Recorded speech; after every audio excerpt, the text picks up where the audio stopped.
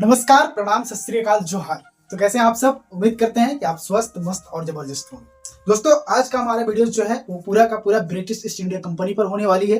पिछले वीडियोस में हम लोगों ने डच ईस्ट इंडिया कंपनी के बारे में पढ़ा। इससे पहले हम लोगों ने पुर्तगाल ईस्ट इंडिया कंपनी के बारे में पढ़ा। आज जो हम लोग पढ़ेंगे ब्रिटिश ईस्ट इंडिया कंपनी के बारे में पढ़ेंगे, यानी कि ब्रिटिश के बारे में पढ़ेंगे। ब्रिटिश वही तो कहे तो गोरखा, अंग्रेज। अंग्रेज के बारे में आज हम लोग इस वीडियो में फुल्ली तरीका से जानेंगे। तो देखो, इससे पहले हम लोग जानते हैं कि अगर देखा जाए ब्रिटिश कब आया, क्यों आया, अगर आया तो क्या क्या किया, ये सारी चीज हम लोग इस वीडियो में हम लोग डिस्क्राइब करेंगे, पूरी तरीका से जानेंगे। इससे पहले अगर देखा जाए तो 1588 ईस्वी में 1588 ईस्वी में क्या होता है कि विश्व स्तर पर एक नौसेना प्रतियोगिता होता है। इसी का जो है से अगला क्रम में अगर देखा जाए तो 1599 ईस्वी में 1599 ईस्वी में ब्रिटेन में मौजूद छोटे छोटे निजी कंपनियों को जो है से मिला करके एक बड़ा कंपनी का एस्टेब्लिश किया जाता है, बड़ा कंपनी का निर्माण किया जाता है, जिसका नाम था British east India company. British east India company ये पूरी तरीका से क्या था? एक प्राइवेट कंपनी था, निजी कंपनी था दोस्तों। ब्रिटिश ईस्ट इंडिया कंपनी क्या है? एक प्राइवेट कंपनी, निजी कंपनी। हमने डच ईस्ट इंडिया कंपनी के बारे में आपको बताया था, वो क्या था? आप कमेंट सेक्शन में कमेंट करके जल्दी हमें बताओ कि Dutch east India company private company है या तो फिर सरकारी कंपनी है। ठीक है, तो ये जो ब्रिटिश ईस्ट इंडिया कंपनी जो है इसका जो एस्टैब्लिश हुआ वो कब हुआ? 1599 ईस्वी में हुआ। वही जो है इस कंपनी को व्यापार करने के लिए एक चार्टर जारी किया गया था। वो कब जारी किया गया था? तो 31 दिसंबर 1600 ईस्वी को जो है तो वहां की महारानी, ब्रिटेन की महारानी एलिजाबेथ प्रथम के जरिए जो है एक रॉयल चार्टर जारी किया गया था कि इस कंपनी को अन्य कंपनियों के साथ में व्यापार, अन्य देशों के साथ में व्यापार करने का अनुमति दिया जाए। तो इस कंपनी को एलिजाबेथ प्रथम के जरिए जो है एक रॉयल चार्टर जारी किया गया। और किस लिए? तो इसको व्यापार करने की शुरुआत करने के लिए। वही जो है इस कंपनी को अगर बात किया जाए तो कब किया गया था रॉयल चार्टर जारी? तो 31 दिसंबर 1600 ईस्वी को जो है एलिजाबेथ प्रथम के जरिए जो है इस कंपनी को व्यापार करने का अनुमति दिया गया। वही इस कंपनी में एक प्रावधान किया गया था कि इस कंपनी को जो है 15 वर्ष तक ही व्यापार करने का अनुमति है। 15 वर्ष तक ही इस कंपनी को जो है व्यापार करने का अनुमति है। ये जो रॉयल चार्टर में ये प्रावधान किया गया था। तो मैंने यहाँ पर क्या बताया, देखो यहाँ पर आप ये कॉन्सेप्ट क्लियर रखना कि ये जो company British east India company का जो स्थापना हुआ दोस्तों वो 1599 ईस्वी में हो गया था। बहुत सारी किताबों में आपको मिल जाएगा कि ब्रिटिश ईस्ट इंडिया कंपनी का जैसे स्थापना 31 दिसंबर 1600 ईस्वी को हुआ। नहीं, इस कंपनी का स्थापना तो 1599 में ही हो गया था, लेकिन इस कंपनी को जो है रॉयल चार्टर जारी किया गया था और व्यापार करने का जो अनुमति दिया गया था वो 31 दिसंबर 1600 ईस्वी को दिया गया था। ये आप अपना क्लियर रखना, ठीक है? इसमें कोई गड़बड़ी नहीं होना चाहिए। और वही जो कंपनी जब जारी किया गया था उस रॉयल चार्टर में प्रावधान किया गया था इस कंपनी को जो है सिर्फ 15 वर्ष तक ही व्यापार करने की अनुमति है। इसी का अगला प्रक्रिया में अगर देखा जाए तो वहां पर जब एलिजाबेथ प्रथम के बाद जो है से ब्रिटेन का जो राजा बना वो था जेम्स प्रथम। जेम्स प्रथम के जरिए जो है जब जेम्स प्रथम वहां ब्रिटेन का राजा बना तो इसने क्या किया, जो इस 15 वर्ष का जो दिया गया था एक अधिकार कि इस कंपनी को 15 वर्ष तक ही व्यापार करना है, इसलिए क्या अधिकार को इसने क्या किया, इसे बढ़ा करके अनंत काल तक कर दिया दोस्तों। अनंत काल तक इसे कर दिया। इस रॉयल चार्टर को जो माध्यम से जो 15 वर्ष तक व्यापार करने का अनुमति दिया गया था उसको बढ़ा करके कौन किया? जेम्स प्रथम जो है इसको अनंत काल तक कर दिया, इसको अनंत काल तक बढ़ा दिया। इसी का अगला अगर प्रक्रिया में देखा जाए तो यही जो जेम्स प्रथम जब यहाँ पर बैठा तो ये साम्राज्य विस्तार करने के लिए सोचा कि हम ब्रिटिश ईस्ट इंडिया कंपनी को और आगे कैसे लेकर के जाएं और आगे कैसे बढ़ाएं, ये सोचा। तो उसी का अगला प्रक्रिया में जो है ब्रिटिश जेम्स प्रथम के नेतृत्व में एक दूत भेजा जाता है भारत में। और वो जो दूत रहता है वो उसको जो भेजा जाता है वो कैप्टन हॉकिंग्स को। जेम्स प्रथम के नेतृत्व में जो है जेम्स प्रथम के नेतृत्व में एक दूत भेजा जाता है और वो दूत रहता है कैप्टन हॉकिंग्स। कैप्टन हॉकिंग्स को जो है ये क्या भारत भेजा जाता है और इसको जैसे समुद्र के रास्ते से, समुद्र के मार्ग से ये आता है। तो कहा जाता है कि ब्रिटिश का पहला दूत जो है जो समुद्र के मार्ग से भारत पहुंचता है वो था कैप्टन हॉकिंग्स। और ये उस टाइम जब भारत में जो मुगल सत्ता पर बैठा हुआ रहता वो था जहांगीर बैठा हुआ था। मुगल सत्ता पर कौन था? जहांगीर बैठा हुआ था। इसको कब भेजा जाता है दोस्त? तो 1608 ईस्वी में इसको जो है भारत भेजा जाता है, 1608 ईस्वी में। और इस टाइम जो है मुगल सत्ता पर कौन बैठा हुआ था? जहांगीर बैठा हुआ था। अब यहाँ पर देखो जेम्स प्रथम जो था वो कैप्टन हॉकिंग्स को जो है से कुछ बात बता गया कि देखो तुम तो है, ये जो था दो भाषा का जानकार था, ये जो है फारसी और तुर्की भाषा का जानकार व्यक्ति था, इसीलिए इसको चुना भी था कैप्टन हॉकिंस को, इसीलिए जेम्स प्रथम है वो चुना था। काहे कि जो जहांगीरवा था वो अगर बात करता तो फारसी में बात करता, तो ठीक है, तो इसी कारण से कैप्टन हॉकिंस को चुना कि देखो बाबू तुम तो जा रहे हो और जा करके जहांगीरवा के पास यू नो दिस डेट मत झांकना, नहीं तो मारेगा लपड़ थप्पड़ ये तेस मेस देगा और भगा देगा वहां से तुरंत। तो ओ ये बात है, तो कहाँ पर बात करना होगा, तो वहां पर जाना, तो तुम तो जानता है तुर्की, तुम तो जानता है फारसी, तो ये शब्द का प्रयोग करना, ये लैंग्वेज का प्रयोग करना, ये भाषा का प्रयोग करना। तो बोले कि ओहो ये बात है। तो ये कहा किया, ये जो कैप्टन हॉकिंस आया जब भारत जैसे ही ये पहुंचा तो कहा किसके पास आया, जहांगीर के पास आया। तो जहांगीर देखा तो बहुत खुश हुआ, अरे वाह यार अंग्रेज गोरखा कबरा आ गया, कबरा, अरे बैठा रे कबरा को, लो चाय पानी लाओ। चाय पानी हुआ, बातचीत हुआ, अब बातचीत करने लगा। जब कैप्टन हॉकिंस तो आया था वो अपना मकसद से, उसको जो काम करना था वो अपना मुद्दा पर आया, बोला बात करते करते चाय पीते पीते मारते मारते बोला कि जहांगीर साहब कुछ ऐसा बात है कि हम आपको पास जो है व्यापारिक केंद्र खोलने का अनुमति चाहते हैं, कृपया आप अनुमति दे दो ना। तो जहांगीर थोड़ा सा मुस्कुराया, बोला, और ये फारसी भाषा में यूज किया था। बोला जाता है कि जहांगीर से बात करने के दौरान में सबसे ज्यादा जो लैंग्वेज का इस्तेमाल जो किया था वो फारसी लैंग्वेज का इसने इस्तेमाल किया। कैप्टन हॉकिंस जो है सिर्फ फारसी लैंग्वेज का इस्तेमाल किया।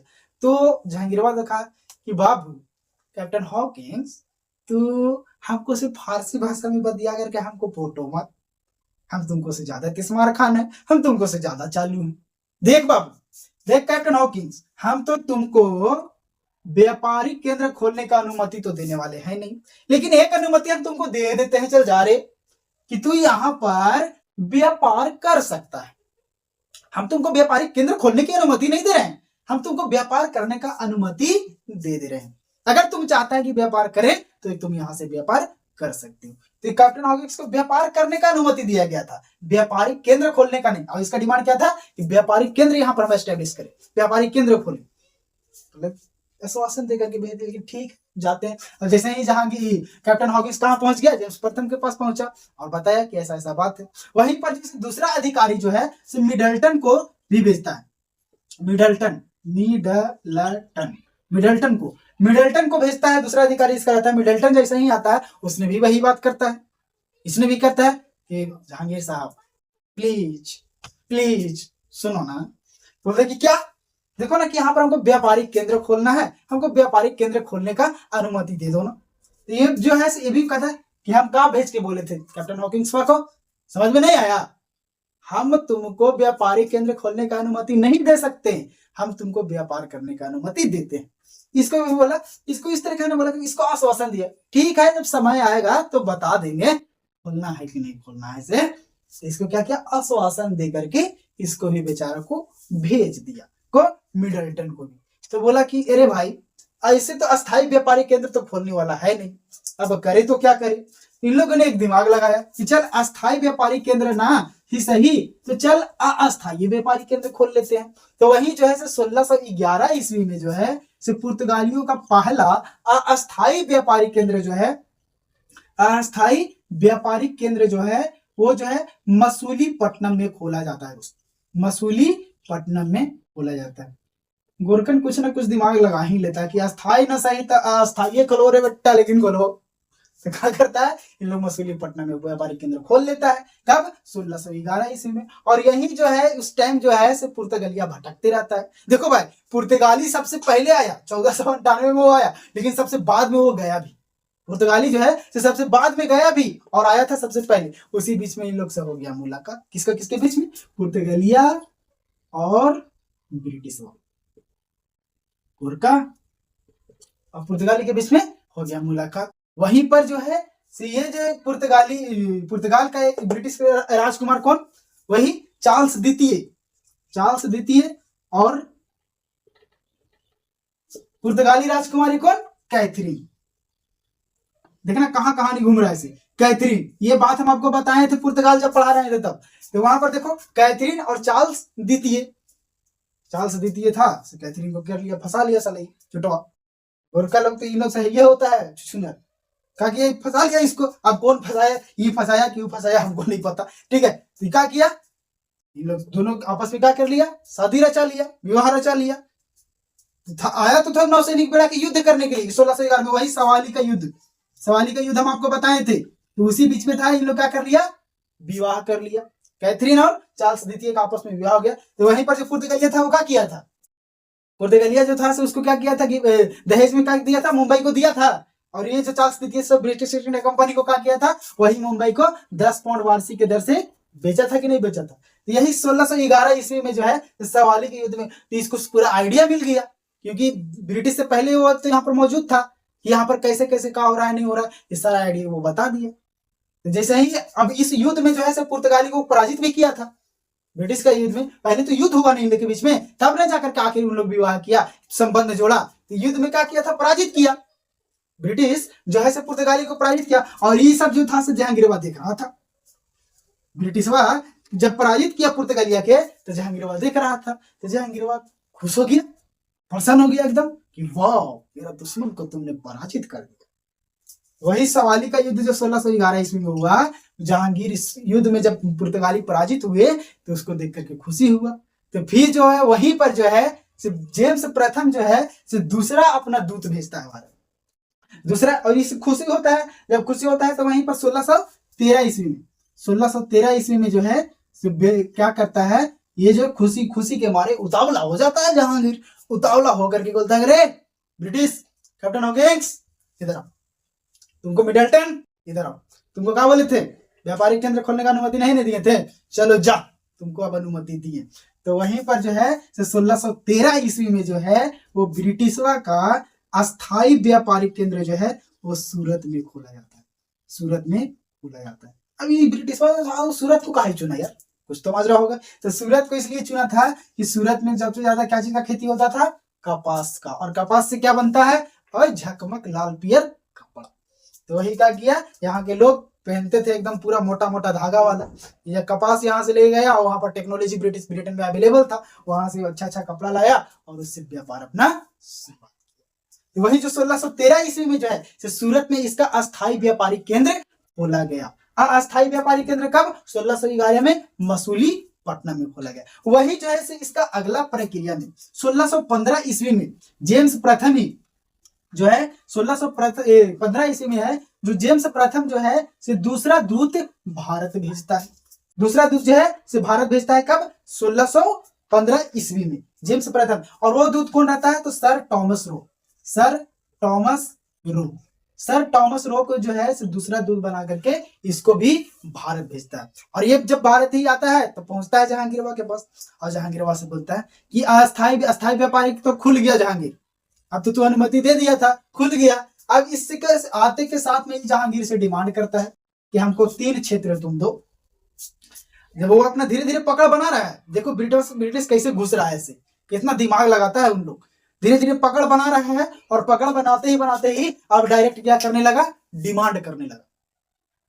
डिमांड, उसको घुसने का जगह चाहिए था ना, और ये तो जहांगीरवा था, सब जगह दे दिया था। तो वो जैसे 1615 ईस्वी में दूत भेजा और वो 3 क्षेत्र का डिमांड किया। कौन कौन सा 3 क्षेत्र था, वो था आगरा, अहमदाबाद और भरूच। आगरा, अहमदाबाद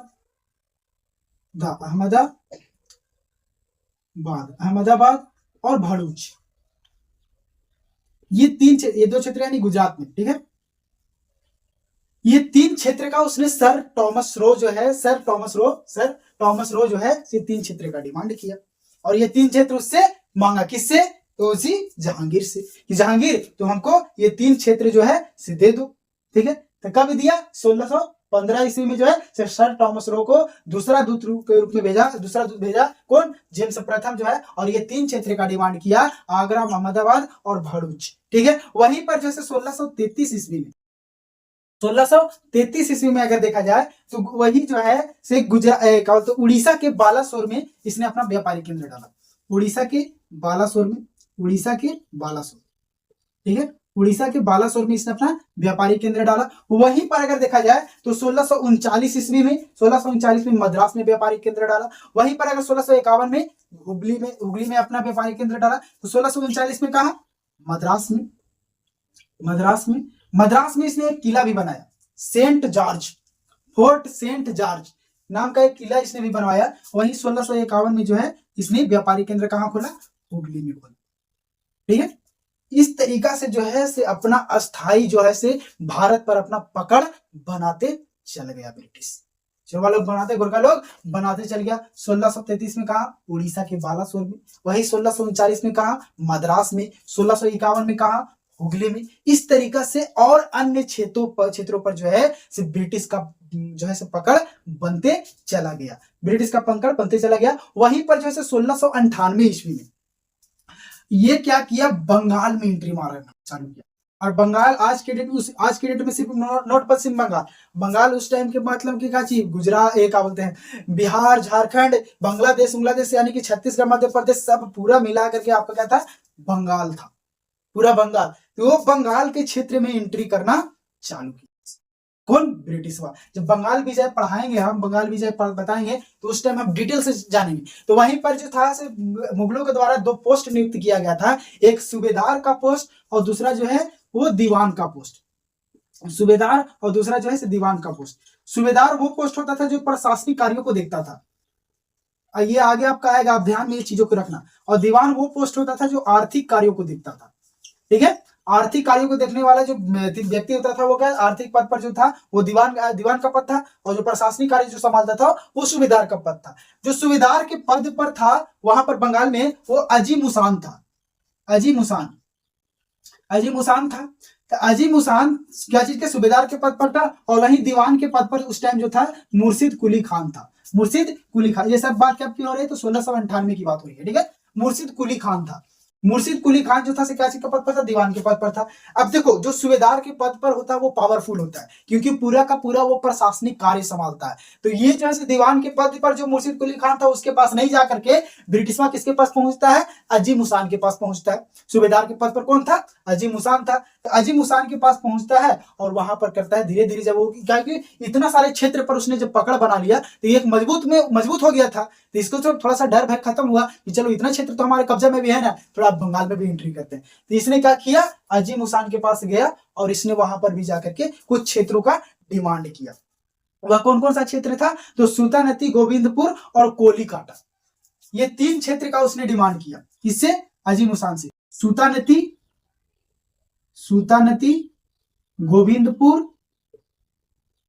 गोविंदपुर और कोलीकाटा, ये 3 क्षेत्र जो है दोस्त वो जो है से क्या किया, अजीमुसान से जो है से ब्रिटिशवा ने डिमांड किया। और ये क्या चीज किया, बोला कि हम तुमको 12,000 रुपया वार्षिक देंगे, महीना में सालाना 12,000 रुपया देंगे, इसके बदले ये 3 क्षेत्र तुम हमको दे दो। और ये 3 क्षेत्र तुम हमको दे दो, कितना, 12,000 रुपया के बदले में इसने क्या किया, 3 क्षेत्र उससे डिमांड किया। वो कौन कौन, सुल्तानती, गोविंदपुर और कोलीकाटा। ये 3 क्षेत्र के डिमांड करने के साथ साथ में वहीं पर जो है इस तीनों को मिला करके एक नगर बसाया। जॉब चौनाक नामक के व्यक्ति जो था, उसने अंग्रेज जो था उसने एक नगर बसाया, उस नगर का नाम दिया कलकत्ता। कलकत्ता का नाम दिया। यही जो है क्या, सुल्तानती, गोविंदपुर, कोलीकाटा, ये तीनों जो तीनों क्षेत्र क्या है वो डिमांड किया किससे, अजीमुसान से। कितना, तो वार्षिक 12,000 रुपया बोला कि हम तुमको देंगे, ये 3 क्षेत्र हमको तुम दे दो। तो वहीं पर जो है इस तीनों को मिला करके एक नगर बसाया, जॉब चौनाक जो है एक नगर का निर्माण किया, और वो नगर था क्या चीज, वही कलकत्ता। वहीं पर जो है 1717 ईस्वी में आगे क्या अगर बात किया जाए तो 1717 ईस्वी में जो है मुगल गद्दी पर जो मुगल बादशाह जो रहता है वो रहता है फारूक सियर जो रहता है 1717 ईस्वी में गद्दी पर बैठता है। थोड़ा सा चल नहीं रहा है ना, ठीक है, कोई दिक्कत नहीं है, समाप्त होने वाला ही है। तो 1717 ईस्वी में जो है से मुगल बादशाह फारूक सियर जो रहता है वो गद्दी पर बैठा हुआ रहता है, और फारूक सियर को जो है से हो जाता है तबीयत खराब, ठीक है, तबीयत खराब हो जाता है। तो इसका जो है बहुत भयानक इसका तबीयत खराब हो जाता है, कोई इलाज नहीं कर सकता था, भारत के डॉक्टर नहीं कर पा रहा था। तो वहीं जो 1717 में ईस्वी में जो है इसका तबीयत खराब हो जाता है, और साथ साथ में घोड़ों का तबीयत खराब हो जाता है, घोड़ा का भी इसका तबीयत खराब होता है। तो 1717 ईस्वी में मुगल गद्दी पर कौन बैठा हुआ था दोस्त, तो वो था मुगल सत्ता पर जो बैठा हुआ था वो था Farrukhsiyar, okay, Farrukhsiyar था। और ये जो है बीमार पड़ जाता है, साथ साथ में अगर घोड़ों बीमार पड़ जाता है, इसका इलाज नहीं हो रहा था, पूरा हालत खराब था बेचारा का। तो क्या करता है, इसको जो है ब्रिटिश डॉक्टर जो है हेमिल्टन, नाम आप याद रखोगे, हेमिल्टन जो है इसका सफल इलाज करता है। हेमिल्टन, टन होगा नहीं, हेमिल्टन, हेमिल्टन दिया सुई, हमारा हेमिल्टन गया, हे और मिला और टन और दिया सुई, ठीक है। तो फर्रुखसियर से जो है, फर्रुखसियर का जो सफल इलाज किया ब्रिटिश डॉक्टर जो था वो कौन था, हेमिल्टन जो है इसका सफल इलाज किया। तो फर्रुखसियर हो गया, अरे साला हमारा तो मरते मरते जी बचा लिया, अब तो इसको कुछ हमको देना पड़ेगा रे भाई। तो वहीं पर जो है से हेमिल्टनवा जो है से एक फर्रुखसियर जो है सो वो क्या करता है, एक फरमान जारी करता है। और फरमान में क्या प्रावधान करता है, उस फरमान में बोलता है कि ये जो ब्रिटिशवा लोग है, गोरखा लोग है, कबरा लोग है, उसको इस ससुरा के हम लोग जो है एक फरमान में जारी किया जाता है कि इसे बंगाल से 3,000 रुपए के बदले, बंगाल से 3,000 रुपए के बदले निःशुल्क व्यापार करने का अनुमति दे देता है। बंगाल से कितना, 3,000 रुपए के बदले इसे क्या करता है, निःशुल्क व्यापार करने का अनुमति दे देता है। बंगाल के 3,000 रुपए, वही जो है सूरत के क्षेत्र में, सूरत के क्षेत्र से 10,000 रुपया वार्षिक के बदले इसे क्या करता है, इसको भी निःशुल्क व्यापार करने का अनुमति दे देता। हद तो तब हो जाता है कि वहां पर जो है सिर्फ बंगाल के क्षेत्रों में, बॉम्बे के क्षेत्रों में, बॉम्बे के क्षेत्रों में जो है इसने क्या करता है, फर्रुखसियरवा मर जाता, ठीक रहता यार, टकसाल ढालने का भी अनुमति दे देता है, टकसाल ढालने का अनुमति दे देता है। शुरुआ लोग था अब जब उसके जाए के टाइम आ ही गया था, तो जब इलाज कर दिया था, बेस हो गया था, तो इतना इतना क्या करना जरूरी था। देखिए ब्रिटिश का क्या कर दिया, टकसाल ढालने का। टकसाल क्या होता है, यानी अपना सिक्का ढालने का, कि ब्रिटिश अपना सिक्का ढाल सकता है, उसे अपना सिक्का ढालना चालू कर दिया, तो इसको टकसाल ढालने का अनुमति दे दिया। यही जो फरमान को है से आगे चल करके जो है सो ओमर्स नामक इतिहासकार, ओमर्स नामक इतिहासकार जो है, ओमर्स नामक इतिहासकार जो है इसे मैग्ना कार्टा का संज्ञा दिया। इस फरमान को क्या है, मैग्ना कार्टा का संज्ञा दिया। मैग्ना कार्टा का मतलब क्या था कि बहुत ही बहुमूल्य चीज की प्राप्ति, यानी कि ब्रिटिश को क्या हुआ, एक बहुत ही बहुमूल्य चीज का प्राप्ति हुआ, वो किसके जरिए, तो फर्रुखसियर के जरिए। यहीं से दोस्तों ब्रिटिश का सत्ता मजबूत हुआ और इसी तरीका से उसने क्या किया, पूरा बंगाल पर कब्जा कर लिया, पूरा सूरत पर कब्जा कर लिया, और इसी से करते करते करते करते उसने पूरा साम्राज्य को विस्तार किया और पूरे भारतीय पर उसने अपना पकड़ बना लिया और पूरे के पूरे 150 से 200 साल तक गुलामी खटवाया। यही था हमारा ब्रिटिश। धन्यवाद दोस्तों, फिर मिलते हैं नेक्स्ट वीडियोस में। डेनिश और फ्रेंच ईस्ट इंडिया कंपनी को लेकर के आते हैं, तब तक के लिए जय हिंद जय भारत, धन्यवाद।